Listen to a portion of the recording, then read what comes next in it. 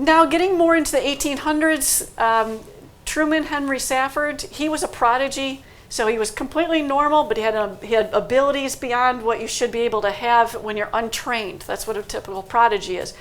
And he was asked by a priest at age 9 to multiply by itself the number, what did you say, 365 quintillion?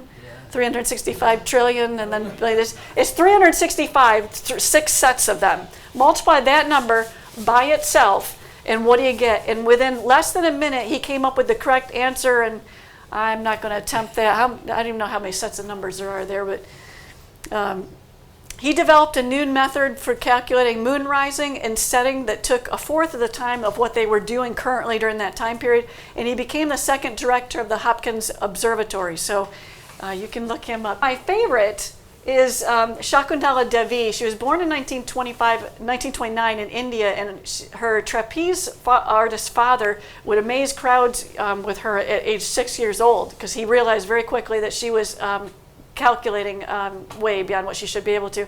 In 1977, she beat a computer twice. Now, I'm sure computers are a lot faster nowadays, but still, I'm sure they were faster than humans at that point. And first, she did the cube root of 188,132,517, and that's 573. That's the answer. Then she took 50 seconds, that's 50 seconds to do in her head the 23rd root of that 201-digit number that's right there. And yeah, he said numbers don't go up that high as far as labels, so there is no name for the number that high. So 50 seconds in her, less than a minute in her head to be able to do that. I can't even fathom the concept. And then in 28 seconds, she multiplied, let's see, I always forget, million, billion, trillion, so 7 quadrillion? Yeah, so there's two numbers that are some quadrillion by some quadrillion, and she multiplied those together and got that correct in 28 seconds. Can you imagine? Now, we're just going to piece this together. What were we like before the flood? What were all of us like, and what we will be like one day in the future? And this starts to give you a picture, at least mathematically, what the capabilities. When we were made in His image, very good. This is part of that. So another one is Solomon Cheryshavsky. He was known as the man named S. They wrote a book on him, studied by Luria. Born in Russia in 1886, but he was just somebody that had prodigious memory, and they couldn't find an edge to it. No matter how they tried to stump him with how long or how difficult or whatever they gave him, they couldn't stump him. And years later, they'd go back and test him again, and he could still give you long lists of things, and he could tell them to you forwards or backwards. It didn't matter how. There was simply no way to stump the guy. That's how good his memory was. So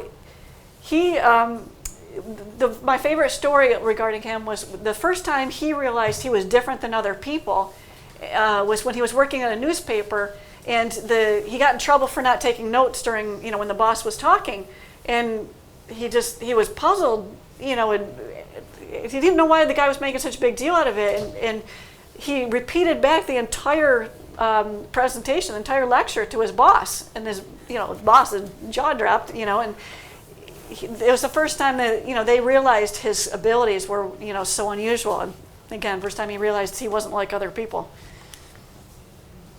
And what he had is synesthesia, and this is just kind of a graphic that kind of represents. There's so many things, so many versions of synesthesia, and it's basically when more than one sense is cross-wired. And 1 in 20 have it. So some of you have synesthesia and you probably don't even realize it. And what Dr. Oliver Sacks was probably the one that would most commonly made this popular amongst regular people. And he was at a dinner party one night, and the guy that was cooking was stirring the chicken cacciatore, and he mumbled to himself, "Oh, it's a little too pointy still." And of course, as a neuro scientist, he was just all ears, because people don't normally describe things like that. And so he started questioning the guy, and the guy turned beet red, because he'd learned to not even keep his mouth shut, basically, and not let people, hear things like that. And anyway, Dr. Oliver Sacks started studying this stuff and publishing articles in the newspapers, and people literally were writing in and thanking him and saying, "You mean I'm not crazy?" Because they knew that they experienced things different than other people. And one woman said, "My husband has the most beautiful caramel, crunchy brown voice. It's just delicious." And and she had color and taste and sound, or not sound, texture, everything just kind of all mixed in together. Well, Solomon was the same way.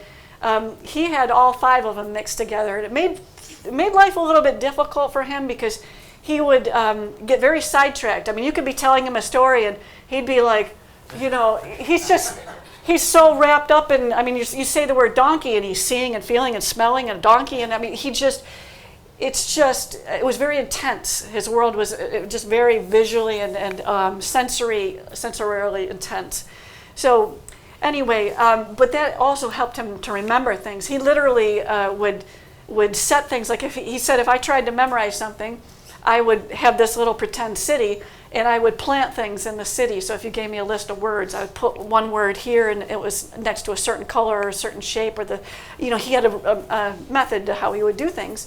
And then he would just walk back down through the city, and that's how he would just rattle off everything one right after another, because it's so sensory to him. It's just so intense. So anyway, it can be distracting in other ways too. He said that he went to buy ice cream one time, and he had been reading. And when you're relaxed, anybody that has synesthesia, it's going to be more pronounced. So he went to get some ice cream, and the woman, asked him what flavor he wanted, and he said that it came out like a black cinder coals out of her mouth, and he was just so horrified by it. He couldn't buy ice cream from her. So, it's not that something was physically coming out of her mouth, but it's as if he really sees and feels and hears everything that's coming out of that woman's mouth. So anyway, it just gets a little bit difficult for people that have synesthesia. But sometimes people, if they hear a sound, they'll see color or whatever. So you may have, if you have ever realized that you kind of have things a little bit different than other people, you probably have synesthesia.